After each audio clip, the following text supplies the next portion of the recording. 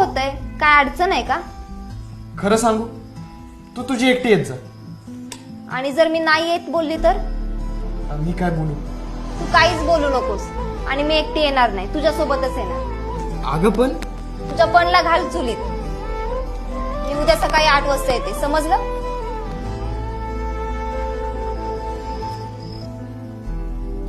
ही जर अशीच वागत राहिली तर लय अडचण होईल पुढं.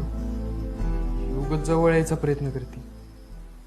नाही, मला स्वतःहूनच लांब गेलं पाहिजे. यार संख्या, तुला खरोखर येडायस. अरे काय गरज एवढी क्लासला यायची? अरे बाबा, तुला सांगितलं ना, ती मधू ती आलती काल रात्री. ती आपल्या बरोबरच यायची म्हणते क्लासला.